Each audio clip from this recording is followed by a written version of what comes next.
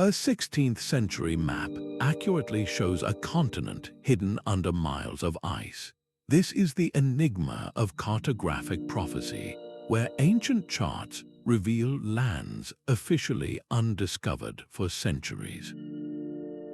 By the end of this journey, you will understand the startling theories behind how ancient maps predicted future lands.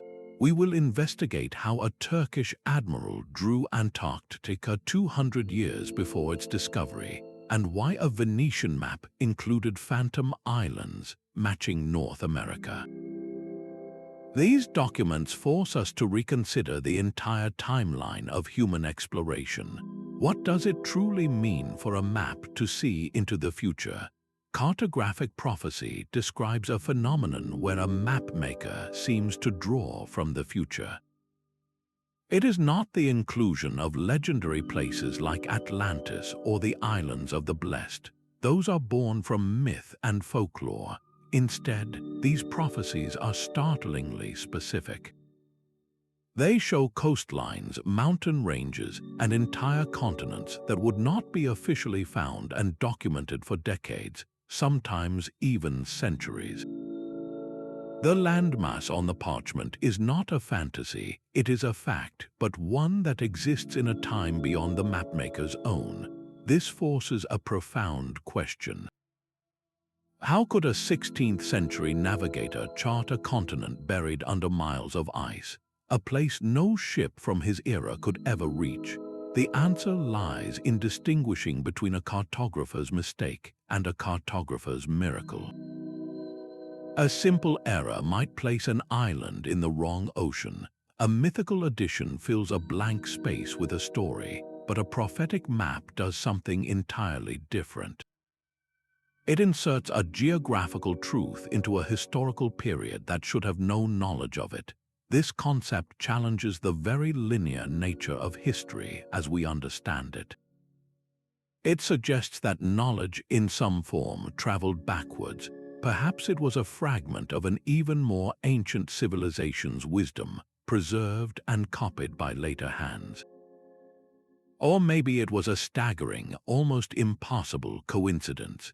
Some even propose more esoteric ideas, that the mapmaker somehow tapped into a collective consciousness or saw across time itself. By setting these clear parameters, we can move beyond mere speculation and into a genuine investigation. With this foundation laid, we are ready to confront the first and most baffling case, a map that should not exist. The Piri Reis map is a fragment of a larger world, a skin of parchment that has survived 5 centuries. It was drawn by the Ottoman admiral Piri Reis in 1513, a time when European maps still showed vast, empty oceans and speculative monsters. His map is celebrated for its remarkable detail of the eastern coast of South America, a coastline that European explorers were only just beginning to chart. Yet it is the land drawn far to the south that ignites a firestorm of debate. Below the tip of South America lies a sprawling, mysterious continent with bays, inlets, and what appear to be mountain ranges. This landmass bears an uncanny resemblance to the coastline of Antarctica, a continent that would remain officially unknown to the world for another 300 years. The immediate question is as obvious as it is unsettling.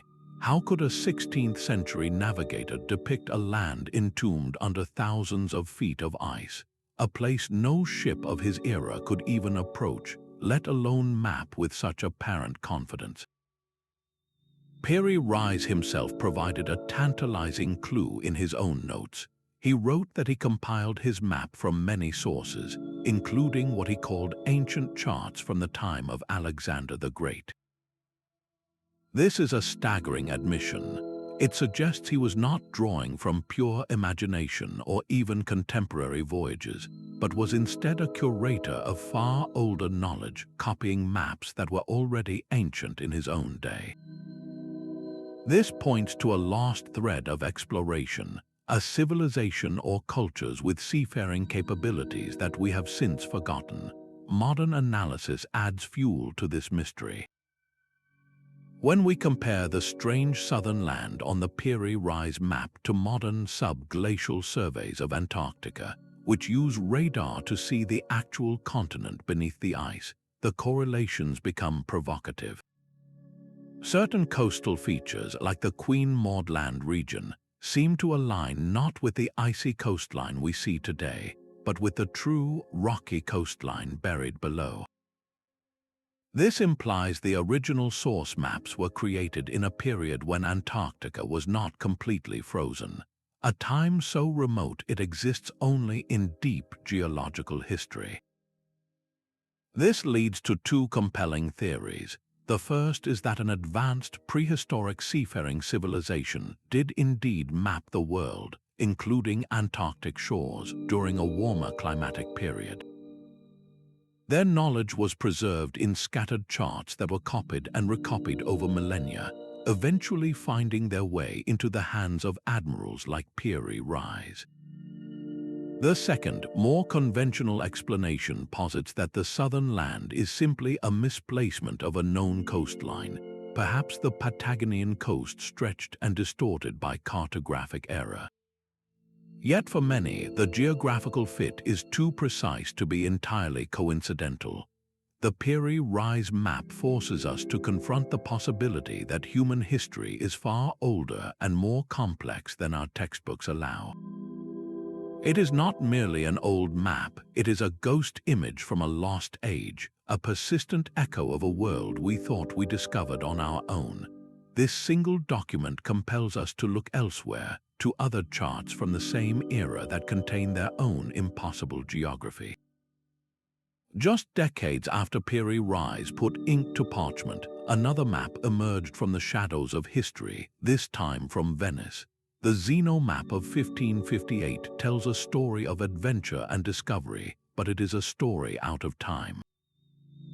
It claims to document a voyage undertaken 2 centuries earlier by the Zeno brothers, wealthy Venetian merchants who allegedly sailed into the stormy North Atlantic.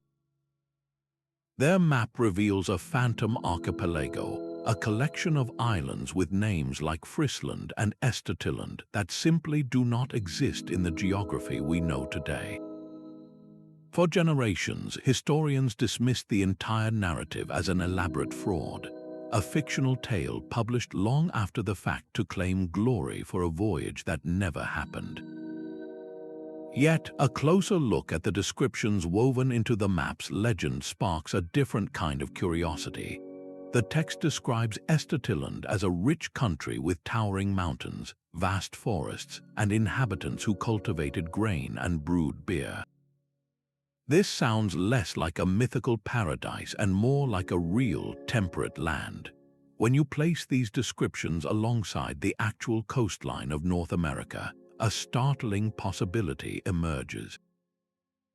Could Estertilland be a distorted, misunderstood account of Newfoundland? Could Friesland represent the shallow fishing banks south of Greenland, mistaken for solid land by early explorers? The timing is critical. The Zeno brothers' voyage was supposed to have occurred in the 14th century, long before Columbus set sail. If their account contains even a kernel of truth, it would mean that knowledge of the North American coast had seeped into European consciousness long before it was officially rediscovered. This forces us to confront the messy nature of how such knowledge was preserved. Perhaps the Zeno map is not a deliberate lie, but a palimpsest of truth. Imagine a returning sailor, his stories told and retold over decades around flickering hearths. With each telling, details shift, names are misheard, and distances are exaggerated. A real coastline becomes a mythical island. A genuine account of a new world becomes a family legend, eventually written down and mapped by a descendant who never saw the lands himself. This is the power of oral tradition, capable of preserving a geographical secret for centuries, even as it warps the specifics beyond immediate recognition. The debate is far from settled. skeptics rightly point to the map's glaring inaccuracies and the convenient timing of its publication during an age of intense exploration and national rivalry. Proponents, however, see the ghost of a true discovery lingering in its lines. The Zeno map does not offer the clean, prophetic accuracy of the Piri Reis chart. Instead, it presents a different kind of mystery, one where fact and fiction are so thoroughly intertwined that they become almost impossible to separate. It challenges our clean narrative of discovery, reminding us that the path to new lands was never a straight line on a chart, but a tangled web of rumor, memory, and half-forgotten voyages. Then there is the Vineland Map, a document that arrived not from a dusty archive but from the heart of the 20th century, only to claim it was drawn 500 years earlier. Its appearance in the 1950s was a sensation, a bolt from the blue for historians. Here was a map, allegedly from around 1440, that showed a rugged landmass in the western Atlantic labeled Vineland. This was a direct reference to the Norse sagas, the stories of Leif Erikson sailing from Greenland to a new land around the year 1000. If this map was genuine, it was not just old, it was revolutionary. It would be the earliest known map to show any part of the Americas, drawn decades before Columbus was even born. The implications were staggering, promising to rewrite the history of exploration with a single piece of parchment. But the map's modern emergence immediately cast a long shadow of doubt. Where had it been for all those centuries? The mystery of its provenance, its chain of ownership, was murky at best. This was not a relic carefully preserved in a royal library, but an object that seemed to materialize out of nowhere, its value and authenticity instantly magnified by the modern world's fascination with such secrets. The debate was no longer confined to academic journals. It became a global spectacle, a high-stakes duel between belief and skepticism. To settle the argument, scientists were called in as detectives. They turned to the tools of cartographic forensics, starting with carbon dating. The results on the parchment itself were tantalizing, placing its likely origin in the 15th century. This was the first piece of evidence that the map could be real. But a map is more than its material, it is the ink that stains it. Analysis of the ink told a more complicated and troubling story. Researchers found a compound called anatase, a specific form of titanium dioxide, within the lines. For many, this was the smoking gun of a forgery. Anatase is a modern industrial pigment, not something a medieval scribe would have possessed. The case seemed closed, a brilliant, cynical hoax designed to capitalize on the value of a pre-Columbian discovery. Yet the story refused to end so neatly. Later studies questioned this very conclusion, suggesting that anatase could have formed from other, more natural medieval materials or even as a contaminant over time. The scientific evidence became a battleground, with each new test yielding conflicting results, leaving the map in a perpetual state of limbo, neither fully authenticated nor definitively debunked. This unresolved conflict reveals something deeper than chemical composition. It shows our profound desire to find tangible proof, a single document that can silence all doubt and confirm the whispers of history. The Vineland Map, whether a masterful fake or a misunderstood genuine artifact, acts as a mirror to our own longing. We want the past to be neat, its discoveries clean and well documented. But history is rarely so obliging. It reminds us that evidence is often messy, open to interpretation, and forever entangled with our own hopes. The Vineland Map teaches us that the search for truth is as much about navigating our own desires as it is about analyzing ink and parchment. This push and pull between hard evidence and human yearning leads us to an entirely different kind of prophetic map, one born not from potential discovery, but from the pure power of thought. The drive to fill blank spaces on a map came not only from secret charts, but from the deep human need for symmetry and story. Long before any ship could prove it, philosophers were convinced that the world must be balanced. Ancient Greek thinkers like Pythagoras reasoned that since there was so much land in the northern hemisphere, a great southern continent must exist to prevent the planet from tipping over. This was not a discovery, but a deduction, a beautiful idea born from logic. Plato's legend of Atlantis, a powerful civilization lost to the sea, further fueled the imagination, suggesting that entire worlds could lie hidden beyond the horizon, waiting to be found again. This philosophical and mythological tradition did not fade with the Greeks. It was woven directly into the maps of the Middle Ages. Look at a medieval mappa mundi, and you are not looking at a geographical document so much as a theological and philosophical one. These intricate illustrations often showed a ring of ocean surrounding the known continents of Europe, Asia, and Africa, with speculative lands sketched in the distant south. These lands were not based on any sailor's log, but on classical texts and the belief that God's creation must be orderly and symmetrical.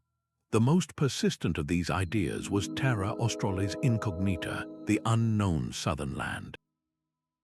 For over 1,000 years, this phantom continent grew in the minds of scholars and cartographers, its imagined size and wealth increasing with each passing century. It was a geographical ghost, but its influence was profoundly real. This belief was so powerful that it directly guided the age of exploration. When Captain James Cook set sail in the 1760s, his secret instructions from the British Admiralty explicitly ordered him to search for this vast southern continent, a land of untold riches that reason insisted must be there. He sailed further south than any European before him, ultimately proving that no such temperate paradise existed, at least not in the form it was imagined. He found instead the frozen, windswept coast of actual Antarctica, a continent far stranger and more hostile than any myth. So was Terra Australis a prophetic map? In a way, yes, but the prophecy was not one of vision, but of conviction. The mapmakers did not see the future. They invented a future so compelling that men risked their lives to make it real. This reveals a fascinating blur in the line between prophecy and self-fulfilling prophecy.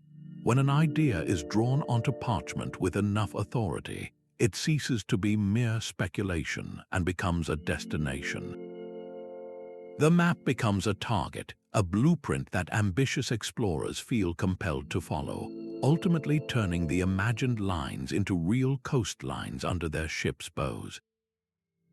This power of the map as a catalyst leads us to a final, startling possibility. What if some of these prophetic charts were not predictions at all, but rather surviving fragments of a global geography that was once common knowledge, a world map from a time before history forgot itself? While the Piri Reis map hints at lost knowledge, another chart from the 18th century presents a different kind of puzzle entirely. The Buache map of 1739 was the work of the French geographer Philippe Buache, a man deeply invested in the scientific theories of his day. His depiction of Antarctica was not claimed to be a copy of some ancient scroll, but a bold hypothesis drawn from the principles of theoretical geography. Buache looked at the scattered islands reported in the Southern Ocean and made a logical leap. He proposed that these were merely the mountain peaks of a much larger, hidden continent, and he went a step further. His map shows this southern landmass split in two by a vast inland sea, a central waterway dividing it into two major subcontinents. For over 200 years, this was viewed as an interesting but flawed piece of speculative cartography, a rational guess that was ultimately proven wrong by exploration. Then came modern technology. Seismic surveys and ice-penetrating radar finally allowed us to see the true face of Antarctica beneath its frozen shroud. The revelation was stunning. The continent is not a single, solid landmass. It is a vast archipelago, a collection of large islands buried under miles of ice, with sea channels running deep into its heart. Buache's vision of a divided continent, born purely from theory, suddenly seemed less like a mistake and more like a startling premonition. So how did he do it? Was this a case of a brilliant deduction where a keen mind simply connected the dots of available data and arrived at a fundamental truth? This seems the most straightforward explanation, a testament to the power of human reason. Yet, the uncanny accuracy of his central sea invites other questions. Could Buache have had access to some fragment of forgotten knowledge, a chart or a sailor's account that informed his theoretical model, a secret source he never disclosed? Or was it, against all odds, simply an incredibly lucky guess? The Buache map stands apart because its prophecy feels intellectual. It demonstrates that a map can be a tool for thinking, for projecting possibility onto the unknown. It forces us to consider that the line between a scientific prediction and a cartographic prophecy can be remarkably thin. When a theory is drawn with such conviction, it can, by chance or by design, capture a reality that would not be confirmed for centuries. This power of the human mind to intuit geographical truths leads us to wonder what other tools these mapmakers used, and whether their methods might hold a key to understanding how they saw what they should not have seen. The precise longitudinal data found on maps like Piri Reis presents a problem that technology should have made impossible. Calculating longitude requires an accurate clock to track time differences across vast distances, a tool that simply did not exist in the 15th or 16th centuries. Yet some of these charts display a coordination of landmasses that seems to defy this limitation. This anomaly forms the core of a radical theory, one that asks us to envision a global civilization flourishing in the deep past. Perhaps these prophetic maps are not predictions at all, but surviving fragments of a world survey conducted by an advanced, prehistoric seafaring culture. This lost civilization, the theory suggests, possessed knowledge and technology that rivaled our own before some cataclysm erased them from history, leaving only scattered charts as cryptic evidence of their journey. This idea was championed in the mid-20th century by a university professor named Charles Hapgood. He argued that the source maps used by Piri Reis and others were copies of copies, tracing back to an antediluvian society that mapped the entire planet, including Antarctica, when its coasts were green and ice-free. To explain how a continent now locked in ice could have been mapped, Hapgood proposed a startling geological mechanism called Earth crust displacement. This theory suggests that the entire outer shell of the Earth can suddenly shift, moving continents into new climatic zones. In this model, Antarctica was not always at the South Pole. It was shifted there thousands of years ago, freezing over and burying the evidence of its earlier habitation and exploration. Hapgood's work even attracted the attention of Albert Einstein, who found the geological argument compelling.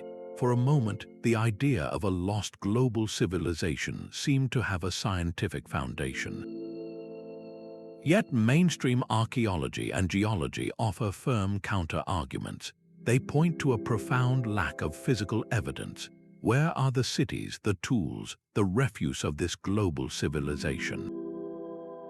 If such an advanced culture existed, capable of circumnavigating the globe and mapping it with precision, its material footprint should be everywhere.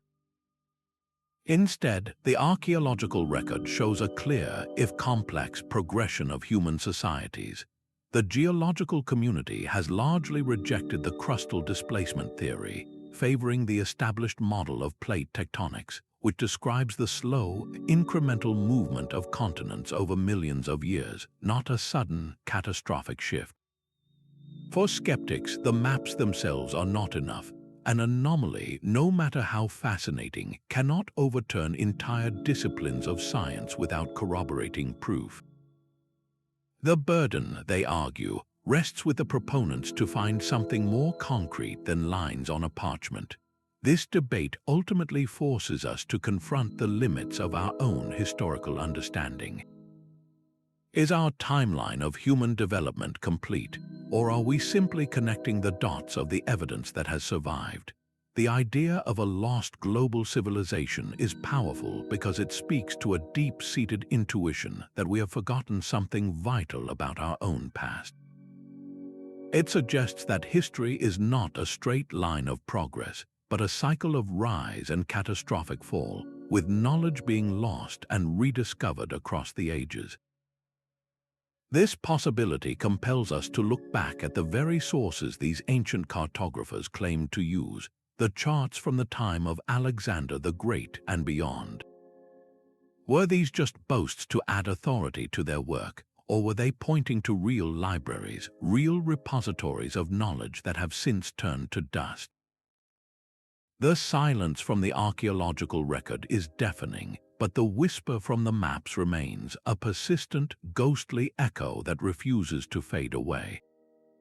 These ancient mapmakers frequently pointed to sources that we can no longer verify.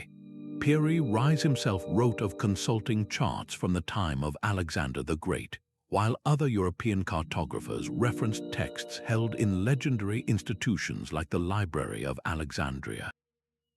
These were not casual references, they were citations of authority, pointing to entire archives of geographical knowledge that have since vanished into smoke and ash. The destruction of the great libraries from Alexandria to the House of Wisdom in Baghdad was not merely the loss of buildings, it was the deletion of entire datasets of human discovery. Imagine a single fire consuming the collective exploration, logs of an entire civilization, leaving behind only the scattered notes of those who had read them centuries before. This is the source dilemma we face. The most accurate maps from the 16th century may not be original works at all, but faded photocopies of a master blueprint whose original was lost 1,000 years earlier. The potential pathways for this knowledge to survive are as intricate as the trade routes that carried them. During Europe's so-called Dark Ages, while classical learning receded in the West, it was actively preserved and advanced in the Islamic world. Scholars in Baghdad and Cordoba translated ancient Greek and Roman texts, adding their own observations from Arab and Persian merchant voyages that stretched from the Atlantic to the South China Sea. This synthesized body of knowledge, a fusion of classical theory and practical navigation, then slowly filtered back into Europe through centers of trade and translation like Sicily and Moorish Spain. A single, fragile manuscript containing a description of a distant Western land could travel for decades along the Silk Road, be translated from Greek to Syriac to Arabic to Latin, and finally end up in the library of a Venetian merchant, its origins obscured by time and translation. Each time it was copied, errors might creep in, coastlines might distort, but the core geographical truth, the existence of a landmass, could persist. This fragile chain of transmission, dependent on scribes, scholars, and sheer luck, is how a fragment of a map from the Hellenistic period could theoretically find its way onto the desk of an Ottoman admiral. The loss of the primary sources creates a permanent void, a black hole in our historical record. We are left with the echoes, the prophetic maps, wondering if their accuracy is a testament to the genius of their immediate creators, or a haunting legacy of a much deeper, forgotten wisdom. With this understanding of how knowledge might have been preserved, we must now ask the more technical question: how did these mapmakers, with their simple tools, achieve such stunning precision? A cartographer's workshop was a place of both art and intricate science. To create a world on a sheet of vellum, they relied on a suite of specialized tools that measured the heavens and the earth. For navigation at sea, the primary instruments were the astrolabe and the cross staff. The mariner's astrolabe, a heavy bronze ring marked with degrees, was held up to measure the angle of the sun or a star above the horizon. This gave them their latitude, their north-south position on the globe. The cross staff worked on a similar principle, using a sliding crosspiece to sight the celestial bodies. These tools were brilliant for knowing how far north or south you were, but they offered little help with the far more difficult problem of longitude, your position east or west. Calculating longitude requires knowing the exact time difference between your home port and your current location. Without an accurate clock that could survive the pitching waves and salt air of a long voyage, this was nearly impossible. Sailors relied on dead reckoning, estimating their position based on their speed and direction, a method fraught with error that grew with every league traveled. This fundamental limitation is what makes the precise longitudinal placement of lands on maps like Piri Reis so deeply puzzling. How could they achieve such coordination without the technology we deem essential? On land, surveyors used different methods. The plane table, a simple drawing board mounted on a tripod, allowed them to sketch the landscape directly by sighting along a ruler. They used triangulation, a geometric technique where measuring the angles to a distant point from two known locations allows you to calculate its exact position. This was meticulous, slow work, perfect for mapping a coastline from a clifftop but useless for a ship in the open ocean. The very materials of map-making shaped their survival. Parchment made from animal skin was durable but expensive. Vellum from calfskin was even finer and smoother. The inks were mixtures of gallnuts, iron salts, and gum arabic, recipes that could fade or corrode the parchment over centuries. Every map was a unique hand-drawn artifact, vulnerable to fire, water, and the simple wear of time. This context forces a critical question. When we see a startlingly accurate coastline on an ancient map, are we looking at the result of a single, lost voyage using a forgotten method for longitude? Or is it the compiled wisdom of generations of unnamed sailors, their individual logs and sketches painstakingly combined by a master cartographer into a composite picture more accurate than any of its parts? The sheer labor involved makes both possibilities awe-inspiring. One suggests a technological secret we have yet to rediscover.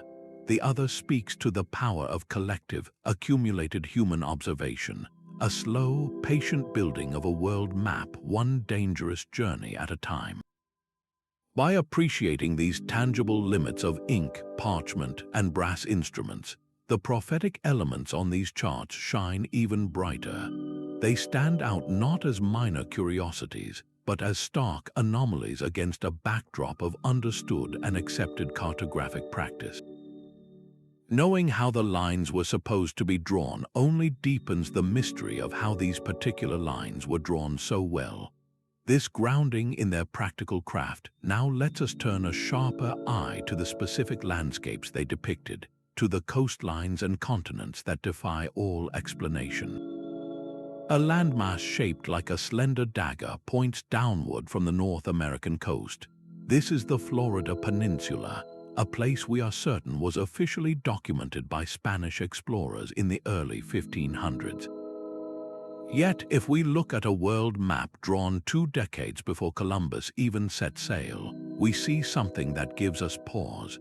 The Martellus Map of 1489 shows the known world of Europe, Africa, and Asia with impressive detail for its time. But off to the far west, in the vast and empty Atlantic, there is a curious protrusion, a thumb of land jutting out from the edge of the chart in the precise location where Florida would be. The shape is not perfect, but the correlation is too striking to ignore. How could this be? The immediate, skeptical response is that it must be a coincidence. Perhaps the cartographer Henricus Martellus was simply elongating the island of Cuba, or filling empty space with a speculative landmass based on classical myths or sailors' rumors of islands in the sea. After all, mapmakers hated blank spaces, often decorating them with monsters or inventing geography to satisfy their patrons. But what if this was not invention, but transcription? What if the outline on the parchment is a faded echo of a real voyage, a coastline seen by eyes that history never recorded? The decades before Columbus were not an empty void. The Atlantic was a busy highway for certain groups operating outside of royal courts and official chronicles. Basque fishermen from northern Spain and southern France were legendary whalers, known to have pursued their prey far across the ocean, possibly reaching the rich cod banks of Newfoundland. Merchants from the English port of Bristol are documented to have been funding expeditions into the Atlantic in search of the mythical Isle of Brassel, a lucrative fishing ground. These were practical men, not explorers seeking glory for a crown, but businessmen and fishermen guarding the secrets of their trade routes as closely as any state secret.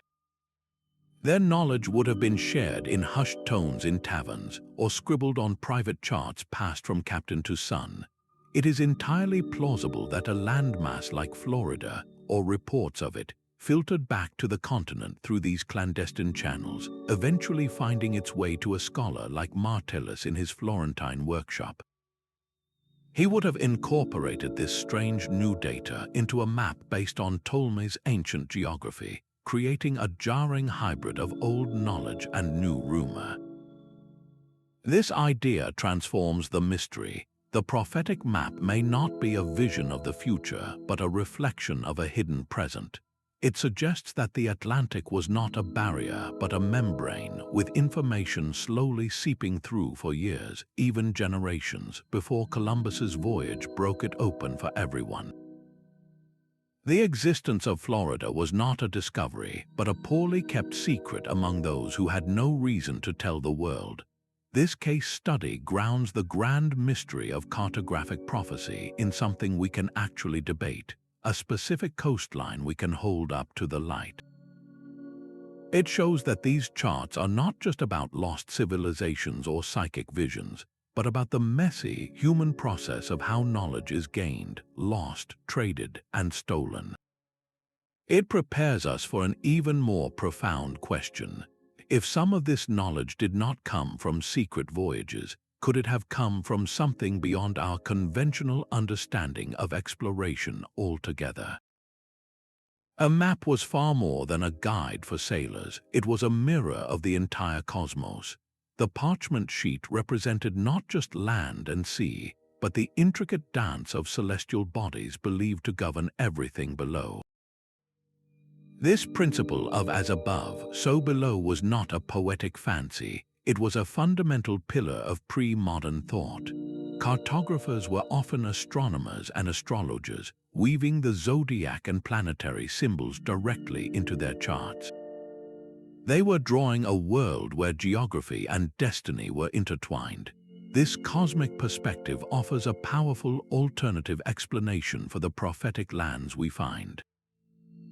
A mapmaker might place a large southern continent not because he had a secret chart, but because the symmetry of the spheres demanded it. The concept of antipodes, lands directly opposite one's own on the globe, was a compelling philosophical reason to fill the empty southern oceans with Terra Australis. It was about cosmic balance, not empirical discovery. The influence went deeper than simple symmetry. Some medieval maps, like those inspired by the Greek geographer Ptolemy, divided the world into climatic zones governed by specific planets and constellations. The torrid zone near the equator was considered uninhabitably hot, ruled by the sun, while the temperate zones were ideal, governed by more benevolent celestial forces. This symbolic geography could dictate where a cartographer felt civilized lands could or should exist, shaping the very outline of continents before any ship confirmed them. Is it possible that this symbolic projection occasionally aligned with reality by sheer chance? Or was there a deeper, more intuitive process at work? When a scholar spent a lifetime studying the stars, the classical texts, and the accounts of travelers, his best guess about an unknown world might transcend simple guesswork. It could become a form of educated intuition, a synthesis of all available knowledge that produced a result startlingly close to the truth. This esoteric dimension pushes us to consider the role of the mapmaker as a visionary. In an age where the lines between science, myth, and magic were beautifully blurred, a deeply felt conviction about the world's structure could manifest on parchment with the force of a revelation. The map became a spiritual and intellectual hypothesis, a statement of belief about how the universe was ordered. What we now see as a prediction might have been, for them, simply a logical and harmonious conclusion drawn from the nature of creation itself.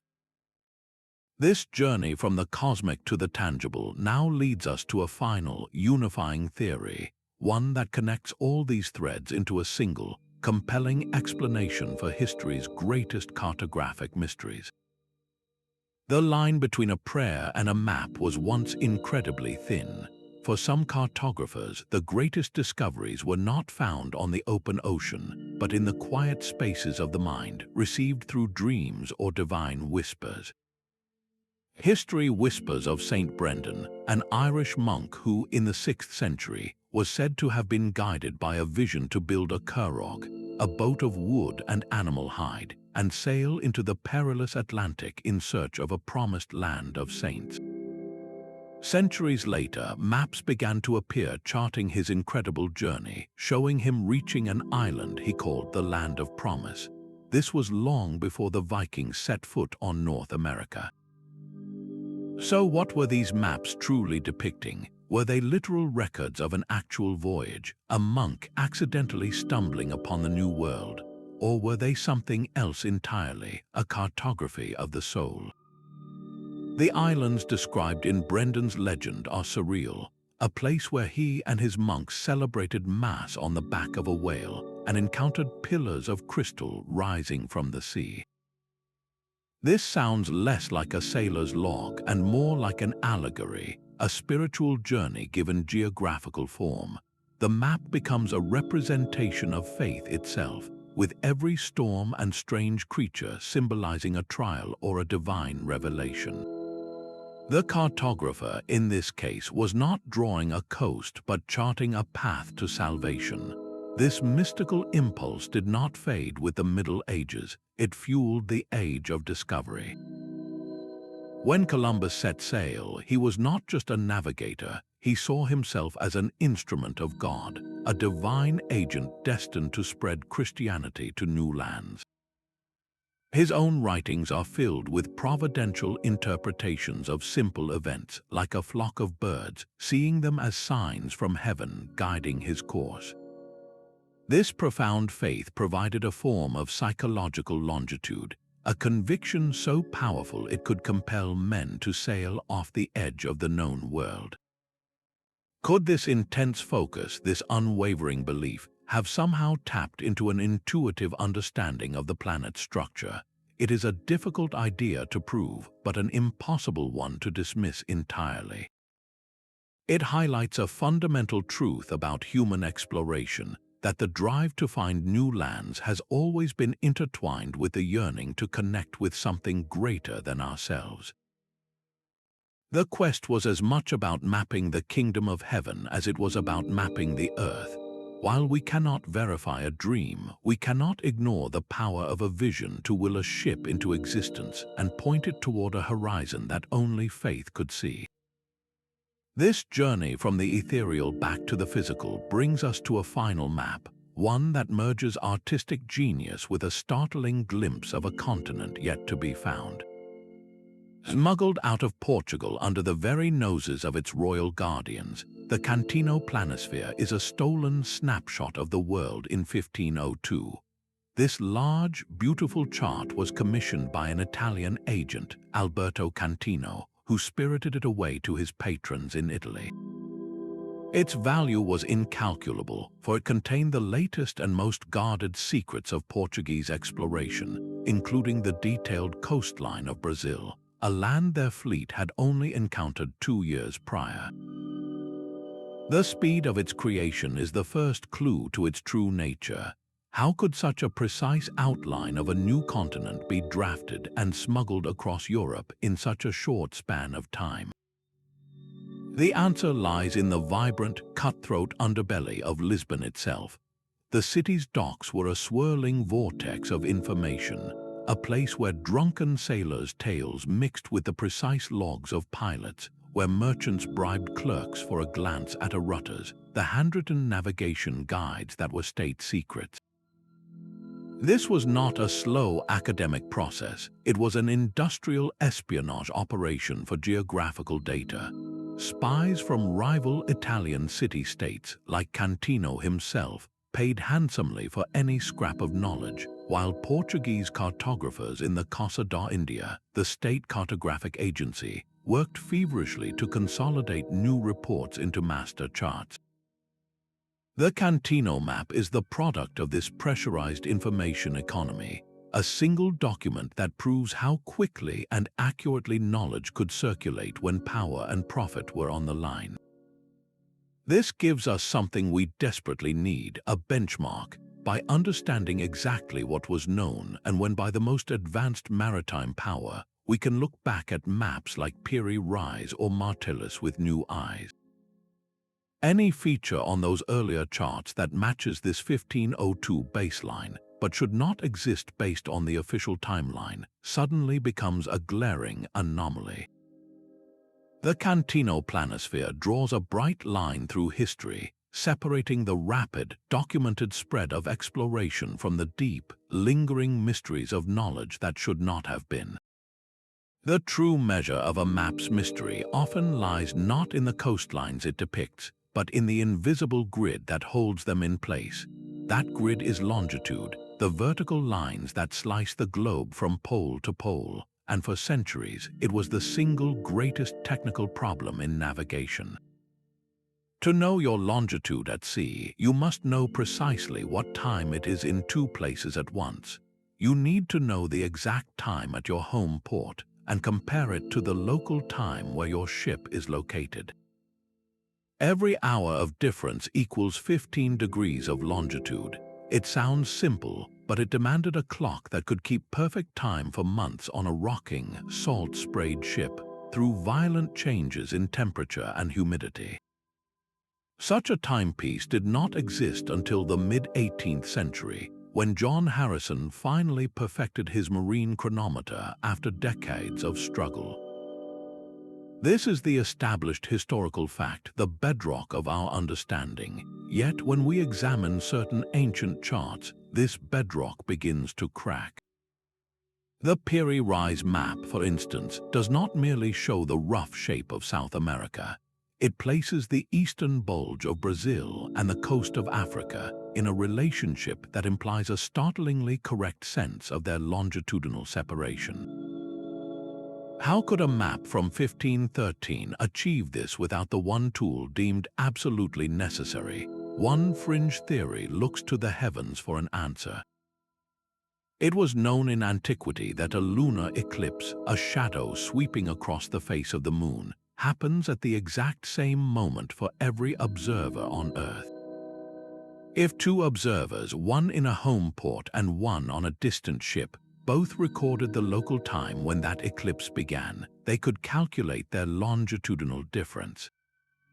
The problem is practicality. A lunar eclipse is a rare event. Coordinating such observations across thousands of miles of ocean with the primitive timekeeping devices of the era seems a logistical nightmare, but it is not entirely impossible.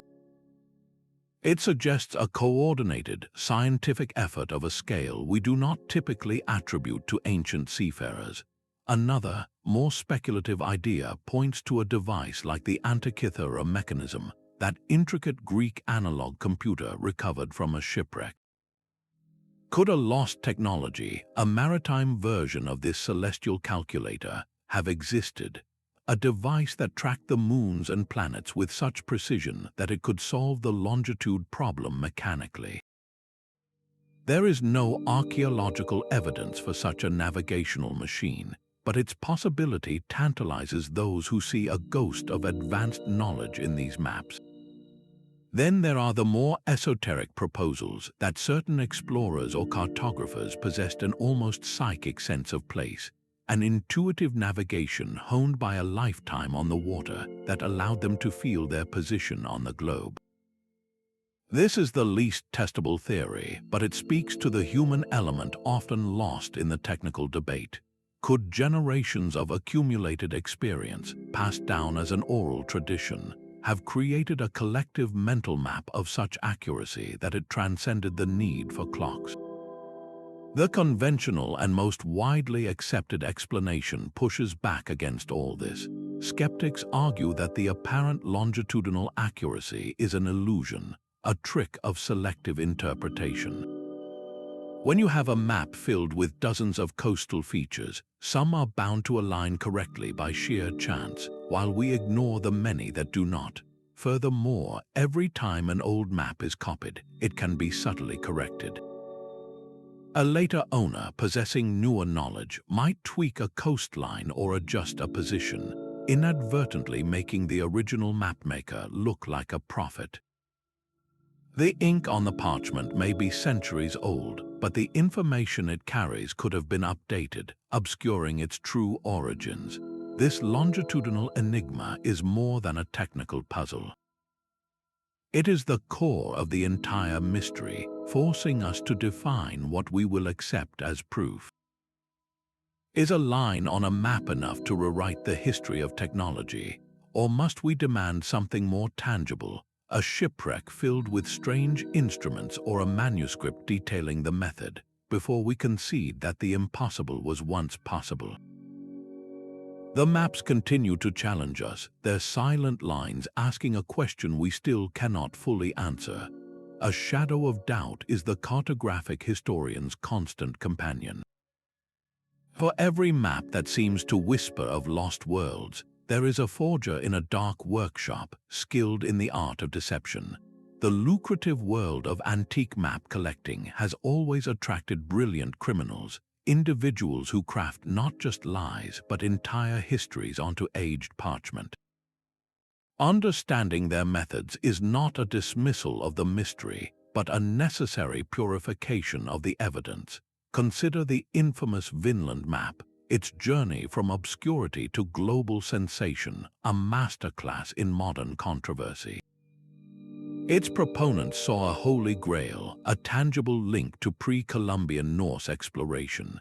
Its detractors saw an elaborate and cynical hoax designed to capitalize on national pride and the immense financial value of such a document.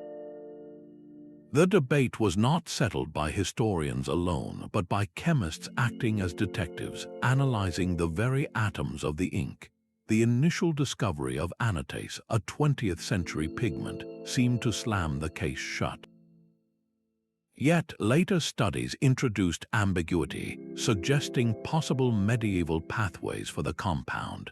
This scientific back and forth reveals a crucial truth, that our tools for authentication are themselves evolving, and a verdict is never truly final. The motives for such forgeries are as varied as the maps themselves. Financial gain is the most straightforward driver, with a single convincing chart capable of fetching millions from an unsuspecting collector. But the reasons can run deeper into the murky waters of nationalism. A forged map can be created to bolster a country's historical claim to a territory, providing a paper trail of ownership that never existed. Sometimes the forger is not a criminal but a true believer, a person so convinced of a pet theory, like a lost civilization or an early discovery, that they create the evidence they feel history has unfairly lost. Their deception is born from a desire to correct the record, to make the world align with their vision. The methods these artisans use are astonishingly sophisticated. They source period-appropriate parchment, often from the blank pages of genuine old books. They painstakingly research historical scripts and cartographic styles to ensure their handiwork matches the era. To replicate the look of ancient iron gall ink, they might use recipes from medieval manuscripts or even introduce chemical agents to artificially age the lines, making them appear cracked and faded. They understand that provenance, the documented history of an object's ownership, is key to the illusion, and they will often weave elaborate, unverifiable stories about the map's discovery in a forgotten monastery or a dusty attic. Fortunately, science has sharpened its own blades in this ongoing duel. Radiocarbon dating can now pinpoint the age of the parchment itself with remarkable accuracy, though it cannot date the ink. Multispectral imaging can peer beneath the surface, revealing erased sketches, later additions, or chemical signatures that are invisible to the naked eye. Ink analysis can detect anachronistic elements that betray a modern origin. This forensic toolkit allows us to separate the clever fake from the genuinely anomalous. This rigorous skepticism is the crucible that separates fascinating fiction from profound possibility. By acknowledging the human capacity for trickery, we do not diminish the mystery of the prophetic map. We elevate it. We ensure that the charts which survive this intense scrutiny, the ones that continue to baffle us with their impossible accuracy, are not just echoes of our wishes, but genuine whispers from the past demanding a better explanation. 16 years after the Piri Reis map caused its stir, another chart emerged that was even more audacious in its detail. The Orontius Phineas world map of 1531 does not just hint at a southern continent. It presents a full, breathtaking view of Antarctica as if seen from high above the pole. This is not a fragment or a vague outline, but a complete landmass rendered with a sophisticated polar projection, a technique that flattens the globe's cap into a circle, something rarely seen in that era. The continent is depicted with startling specificity, showing mountain ranges, flowing rivers, and a coastline deeply indented with bays and inlets. The most baffling detail of all is that this land appears largely free of its immense ice sheet, a condition that has not existed for millions of years. How could a Renaissance scholar, working with the limited geographical data of his time, produce such a map? The answer seems to lie not in his own genius, but in the sources he consulted. Like Piri Reis, Orontius Phineas wrote of relying on ancient texts and charts, claiming to synthesize knowledge that was already old. This admission transforms the map from a curious artifact into a potential time capsule. When we compare the Phineas map to modern subglacial surveys of Antarctica, which use radar to map the actual bedrock beneath miles of ice, the correlations become difficult to dismiss as mere chance. The mountain ranges on the parchment align with the subterranean peaks we have only recently discovered. The river valleys he drew match the channels carved by ancient waterways now buried under frozen silence. Most compelling are the coastal inlets, which correspond not to the current, ice-choked coastline, but to the true edge of the continental shelf, a coastline that would have been exposed to the air only in a period of intense global warmth. This suggests the original source maps were drafted in a remote antiquity, during an interglacial period when Antarctica's coasts were green and its rivers flowed. This idea pushes the timeline of advanced human civilization, or at least its cartographic capability, back to a nearly unimaginable depth. Could a seafaring culture have truly navigated these southern waters and mapped this land so precisely, only to vanish without leaving any other clear trace in the archaeological record? The sheer weight of the geographical evidence makes the Orontius Phineas map a cornerstone for proponents of lost ancient knowledge. Yet, skepticism provides a crucial counterbalance. Could this all be an incredible feat of theoretical guesswork? The concept of Terra Australis was a powerful force in the European imagination. Perhaps Phineas, a skilled mathematician and cosmographer, simply took the idea to its logical extreme. He might have reasoned that such a large continent must have major river systems and mountain chains, drawing them in as a hypothetical exercise that, by a staggering coincidence, happened to mirror reality. This is the constant tension with these prophetic charts, the push and pull between a forgotten truth and an impossible fluke. The Orontius Phineas map stands as a high watermark in this mystery because its detail is so overwhelming. It is easier to dismiss a single strange coastline than an entire continent filled with features that we now know are really there, hidden under the ice. This map does not feel like a guess, it feels like a copy of a survey.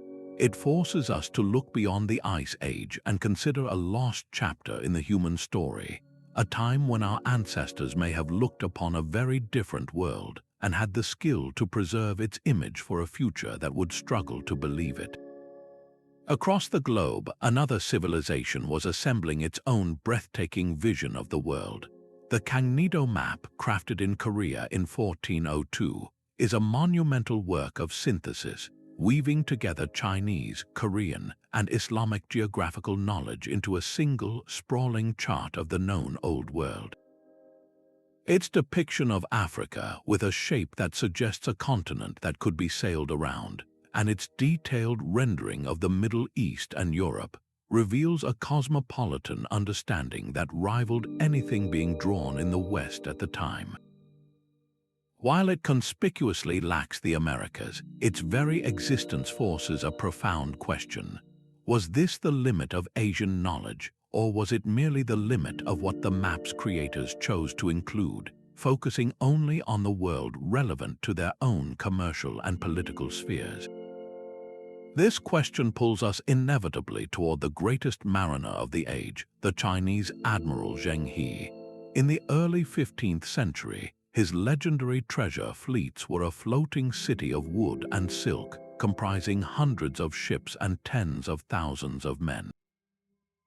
These colossal armadas sailed from China across the Indian Ocean, reaching the coast of Africa and establishing diplomatic ties with dozens of kingdoms. The official records of these voyages were later destroyed by court officials who saw them as wasteful, and with them, the master maps that guided these journeys were lost to history. This deletion is the crack through which speculation floods. If Zheng He's fleets, with their staggering resources and advanced nautical technology, had ventured beyond their known routes, what might they have found? A controversial map that surfaced in 2006, known as the 1418 map, claims to be a copy of a chart from Zheng He's era. It depicts a world that includes not only Asia and Africa, but also the continents of North and South America, and even a rough outline of Antarctica. If authentic, it would be the most explosive cartographic discovery in modern history, proving that Chinese vessels mapped the world nearly a century before Columbus. The academic reception, however, has been intensely skeptical. Critics point out that the map is filled with anachronisms, including place names that seem copied from later European maps, and an overall style that does not align with known Ming Dynasty cartography. The evidence against its authenticity is substantial, suggesting it is likely a modern forgery or a later copy that was heavily contaminated with Western geographical ideas. Yet, the sheer audacity of the claim forces us to consider a broader, more plausible possibility. Even if the 1418 map is a fake, the historical reality of Zheng He's voyages demonstrates that the capacity for global exploration was not a European monopoly. The Chinese had the ships, the skilled navigators, and the astronomical knowledge to voyage across vast oceans. Is it so difficult to believe that one of their ships, blown off course, might have sighted the western coast of the Americas? Or that a trading junk carried by currents might have reached the icy fringes of the southern continent. These potential voyages would not have been for conquest or colonization, but for trade and tribute, and if they yielded nothing of immediate value, they might have been recorded as curiosities and then forgotten. The Chinese connection does not provide a definitive prophetic map, but it does something perhaps more important. It shatters the Eurocentric lens through which we often view the age of discovery. It suggests that if fragments of a lost world map were circulating among Ottoman admirals and Venetian merchants, similar fragments could have existed in the archives of the Ming dynasty. The mystery of cartographic prophecy becomes a global puzzle, with pieces potentially scattered across every continent, waiting for someone to see the connections. A fisherman's story told over a warm mug in a noisy port tavern could outlast empires. Long before ink met parchment, geography lived in the breath and memory of sailors, passed from one generation to the next like a cherished heirloom. This oral tradition was the lifeblood of navigation, a fragile yet resilient network of shared experience. A lone whaler, blown far off his intended course by a relentless gale, might return with a wild tale of a forested coastline where the fish swam in uncountable numbers. His account, repeated and embellished over decades, would slowly harden into local legend, a tall tale with a kernel of undeniable truth at its center. Cartographers sitting in distant libraries did not just work from other maps, they listened. They were collectors of whispers, sifting through the fantastical stories for the telling details that rang true. These were not just descriptions of land, but clues embedded in the fabric of the sea itself. A seasoned mariner would speak of a peculiar shift in the water's color, from deep blue to a murky green, signaling shallow shelves and distant river outflows. He might describe unfamiliar birds flying resolutely westward at dusk, a sure sign their nesting grounds lay in that direction. Others would report strange trees with tangled roots floating past their ships, vegetation that could only have come from a large, unknown continent. These were the subtle hints that a world lay beyond the horizon, long before any ship could confirm it. The Norse sagas stand as the ultimate testament to this process. For centuries, the story of Leif Eriksson's voyage to a land he called Vineland was preserved entirely through spoken word, an epic poem recited in the great halls of Iceland and Greenland. It was a story of grapes and wheat and self-sown fields, a geographical reality that was kept alive by skalds and storytellers long after the Norse settlements in North America were abandoned. When these sagas were finally written down in the 13th century, they were not creating new knowledge, they were simply committing an old, oral truth to parchment. This is the messy, human mechanism behind many seemingly prophetic maps. A cartographer, hearing a dozen conflicting accounts of a Western land, would make his best judgment. He would take the description of a long coastline from one sailor, the name of an island from another, and the shape of a bay from a third, weaving these threads of rumor, myth, and genuine report into a single, coherent image.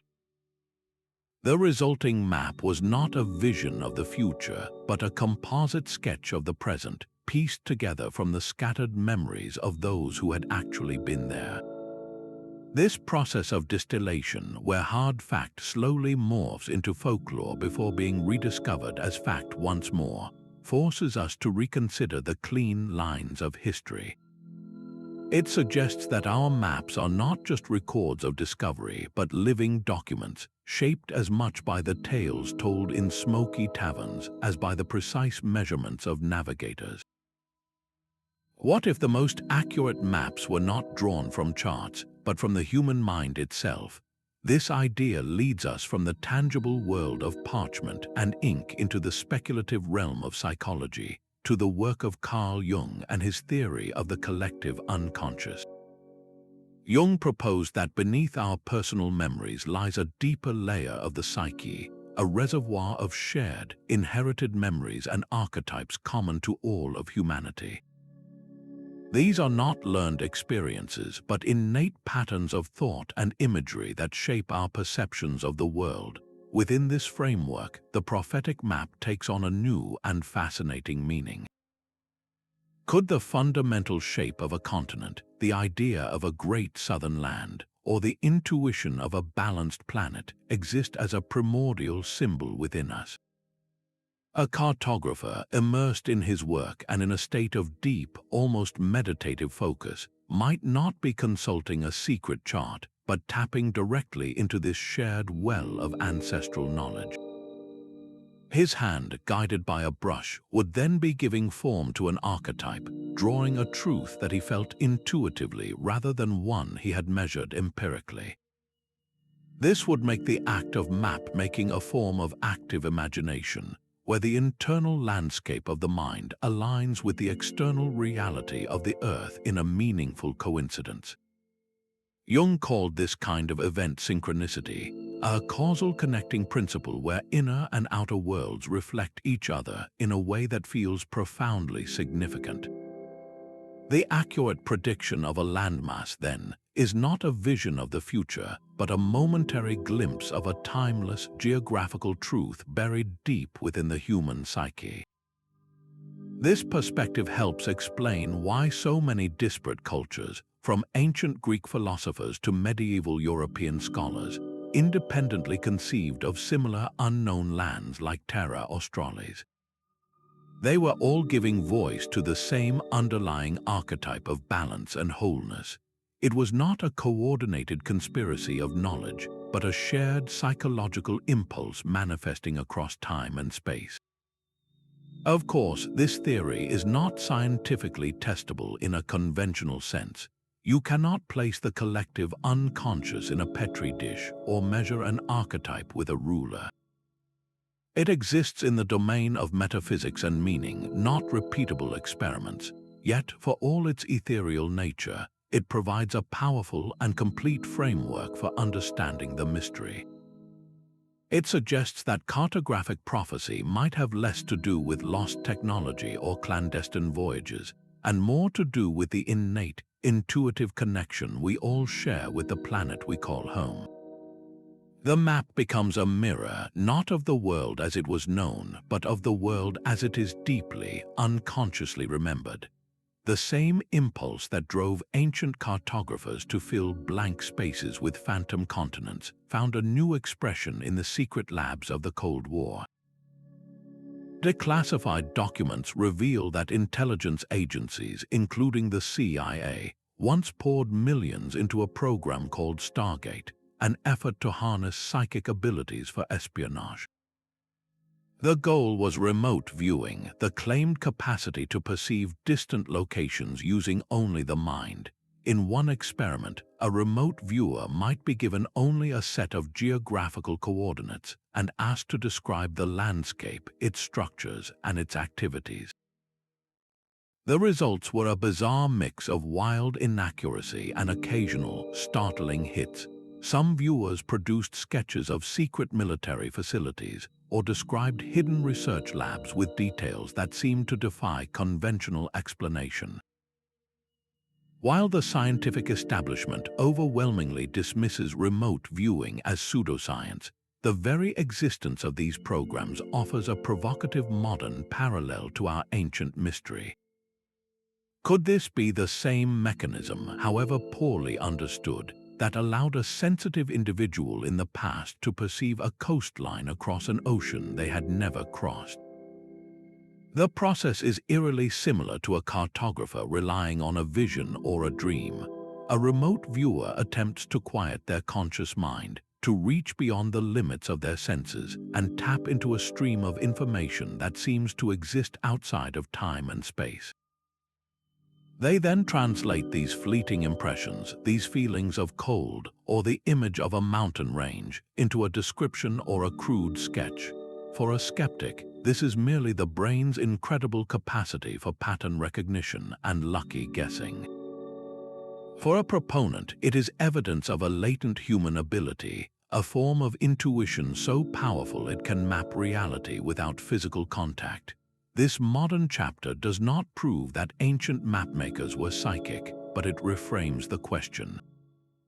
It suggests that the human mind itself might be the most sophisticated and unexplained instrument of all. If we can entertain the possibility that a person today might occasionally glimpse a hidden military base through a mental lens, then perhaps we can also consider that a spiritually attuned explorer, a monk, or a visionary cartographer in the past might have done the same with an unknown continent. The tools change from astrolabes and parchment to sealed rooms and government files, but the fundamental human yearning to see the unseen remains a constant, driving force across the centuries. That conviction burning in an explorer's heart was often fueled by a map he was not supposed to have. The tangible impact of these prophetic charts lies not just in their mysterious origins, but in their power to launch ships. Did these documents directly influence the course of the Age of Discovery? The evidence suggests they were not mere curiosities, but active catalysts. Christopher Columbus himself was a student of such legends and maps. In his own journals and letters, he references the works of earlier scholars and the tantalizing stories of lands across the Atlantic, weaving them into a personal certainty that a westward route to Asia was not just possible, but imminent. He was not sailing into a complete void, but into a space populated by rumors and charts that hinted at something, anything, being out there. This belief system, built on fragmented knowledge, gave him the unshakable resolve to press on when his crew threatened mutiny, forever altering the map of the world. Decades later, Ferdinand Magellan embarked on his own desperate gamble to find a passage to the Spice Islands. While his primary goal was a known destination, the geographical understanding that guided him was a patchwork of classical theory, Portuguese secret charts, and the persistent, almost magnetic pull of Terra Australis. This phantom continent, drawn on maps for over a millennium, was not just a cartographic convention, it was a destination. It compelled explorers to push further and further south, searching for its fabled riches. This quest reached its zenith with Captain James Cook, whose explicit royal orders were to discover the great southern continent. He sailed with one of the most accurate maps of the Pacific ever produced. Yet his mission was fundamentally shaped by a 1,000-year-old philosophical idea given form on parchment. Cook ultimately proved the continent, as imagined, did not exist, but in doing so he mapped the real Antarctica, finally replacing the prophecy with reality. This is the ultimate transformation of the mystery. A prophetic map becomes a self-fulfilling prophecy. By depicting a land, even an imaginary one, it creates a target. It gives an explorer a coordinate for their ambition, a visual representation of the reward that justifies the immense risk. The map ceases to be a passive reflection of the world and becomes an active agent of change. It shapes decisions in royal courts, dictates the allocation of vast resources, and ultimately directs the course of ships and empires. The line on the parchment calls out, and someone, somewhere, finally answers. That word, perfect, is the first trap we must avoid. When enthusiasts claim the Piri Reis map perfectly depicts Antarctica, they are overselling the evidence. The map shows a fragment, a single coastline that, when viewed with a generous eye, aligns with the Queen Maud land region. It is a compelling correlation, not a one-to-one overlay. The same principle applies to Orontius Phineus. His map of the southern continent is astonishingly detailed, but it is not a satellite photograph. It contains features that match modern subglacial surveys, but it also includes rivers and mountains in places that do not align with our current understanding. This is not a failure of prophecy. It is a reminder that we are dealing with human documents, copied and recopied over centuries. each hand potentially introducing small errors, distortions, or personal interpretations. The mystery lies in the core accuracy, not in a flawless reproduction. This leads us to the second major misconception, the leap to the most sensational explanation. When confronted with something that seems impossible, the human mind often races to fill the void with aliens or a technologically super-advanced Atlantis. This is a seductive shortcut, but it bypasses a far more fascinating landscape of human possibility. We do not need to invent extraterrestrial cartographers to explain these maps. The human species is resourceful, ingenious, and far more ancient than we sometimes credit. The explanation may be that a seafaring culture, using tools and techniques we have simply forgotten, achieved these feats of mapping during a prehistoric warm period. Their knowledge, preserved on fragile scrolls, was passed down through a fragile chain of transmission, from the Library of Alexandria to Arab scholars to Mediterranean navigators. This is an extraordinary story in its own right, one that challenges our timeline of human history without requiring little green men. It is a story of us. Finally, we must distinguish between three very different ideas: conjecture, coincidence, and genuine prediction. Conjecture is what Buache did, using theory to hypothesize a divided Antarctica. Coincidence is what might explain the shape on the Martellus map, a lucky guess that looks like Florida. But a genuine prediction, or more accurately, a preserved memory, is what we see in the most baffling cases where specific, verifiable geographic features appear centuries too early. By stripping away the hype and the unfounded speculation, we do not weaken the mystery, we purify it. We are left with a harder, more compelling core of evidence that refuses to fit neatly into our historical narrative. This clear-eyed view is not about dismissing the wonder, it is about honoring the truth of the puzzle, no matter how strange that truth may be. A map is more than lines on a page, it is a claim to a story. And whoever controls that story can wield immense power. This is the ethical burden that falls upon anyone who interprets these enigmatic charts, a responsibility that extends far beyond academic curiosity. When a document like the Vineland Map surfaces, its ambiguity becomes a vacuum, one that various groups are eager to fill.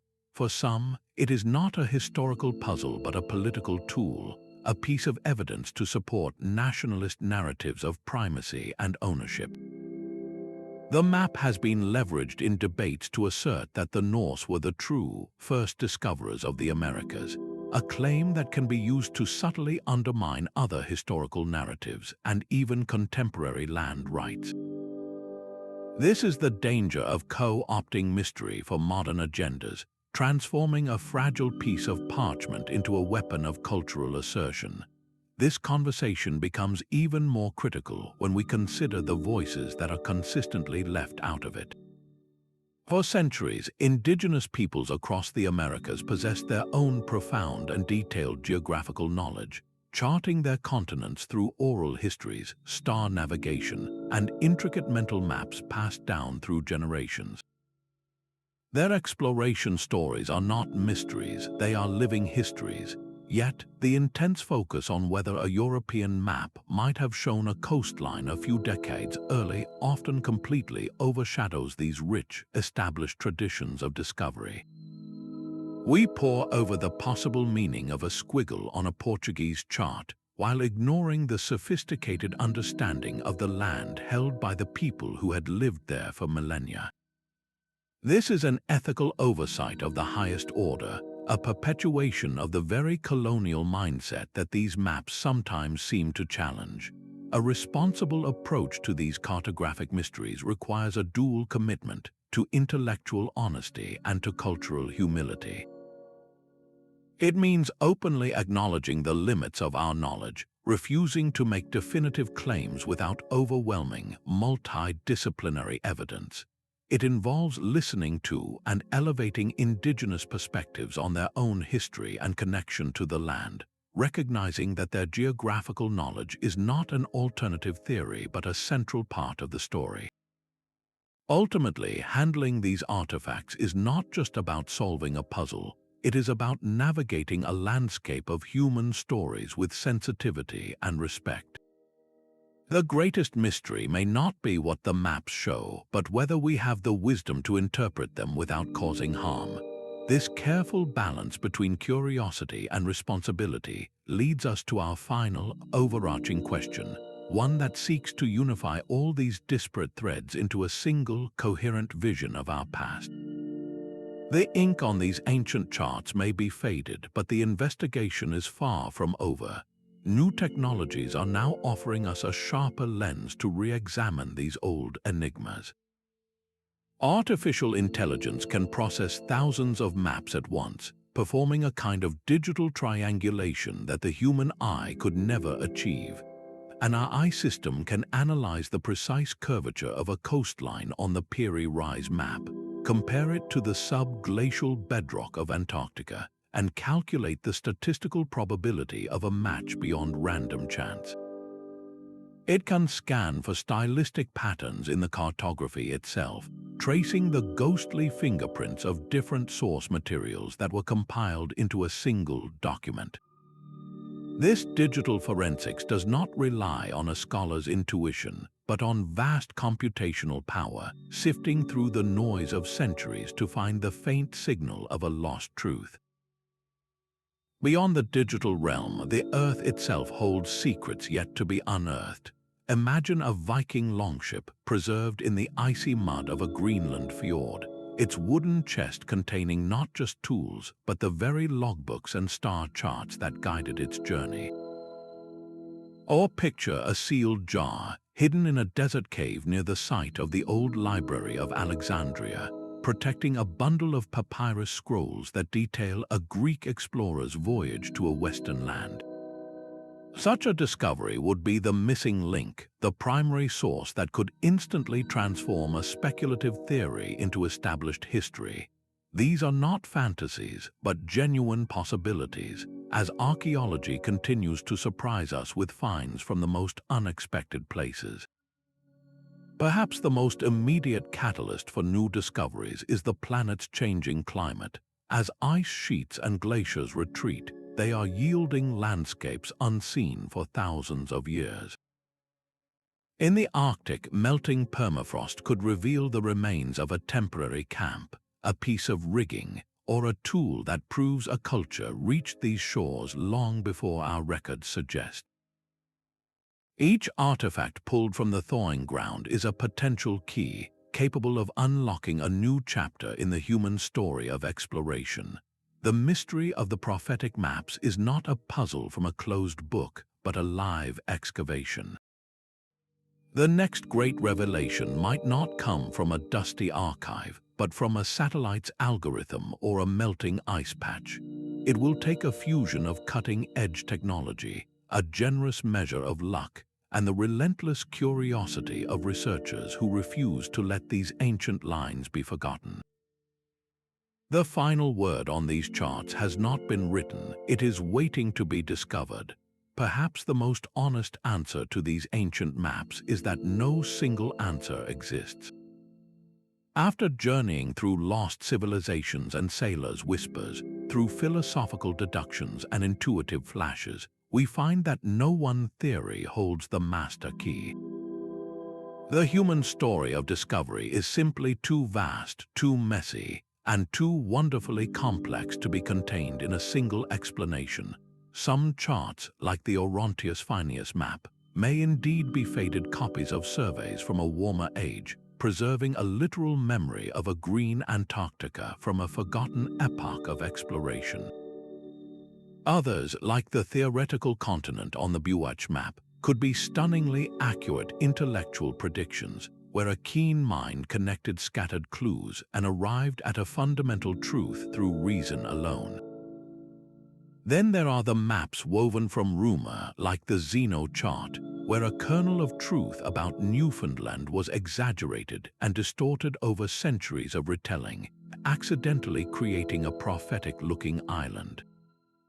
And we must always leave room for the role of sheer, staggering coincidence, where a cartographer's speculative squiggle just happened to match a future coastline. This synthesis is not a surrender, but a recognition of reality. It allows for the possibility of advanced prehistoric seafarers without needing them to have mapped the entire globe. It accepts the power of philosophical ideas to predict geography, while also honoring the gritty, practical knowledge of fishermen and traders. It even makes space for the mysterious potential of the human mind, without requiring us to believe every cartographer was a psychic. These prophetic maps in their entirety stand as a collective monument to this relentless, multifaceted drive. They remind us that our quest to understand the world has never relied on just one method. It has always been a tapestry woven from the threads of logic and legend, from measured observation and wild dreams. The true prophecy was not in the parchment itself, but in the undying human compulsion to fill the empty spaces, to keep drawing the map until it finally matched the world. Our journey through this gallery of mysteries ends not with a single answer, but with a deeper appreciation for the questions themselves. These maps, from the ice-shrouded coasts on the Piri Reis chart to the theoretical continents of Buache, are far more than parchment and ink. They are profound puzzles that challenge the comfortable, linear narrative of history we have long accepted. They whisper of vast, uncharted territories not just on the globe, but within the story of human potential itself. Perhaps they are fragments of knowledge from a civilization lost to time, preserved by chance. Maybe they represent the stunning power of human reason to deduce the shape of the world from scattered clues. Or they could point toward something even more profound about the intuitive connection we share with our planet. Regardless of the source, their collective message is clear.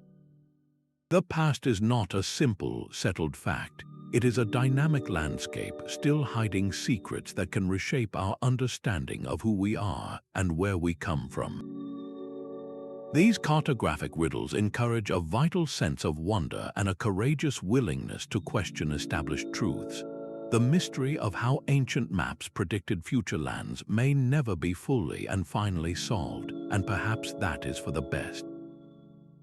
The enduring quest for answers, the act of looking at these faded lines and daring to imagine different possibilities, is what truly enriches us. It deepens our understanding of history, exploration, and the boundless, insatiable curiosity of the human spirit. Let this exploration be an open invitation for you to look at the world and its hidden history with fresh, questioning eyes. We would love to hear your thoughts on these cartographic enigmas in the comments below. And if you are eager to continue unraveling the deepest mysteries of our past, subscribe to join us on the next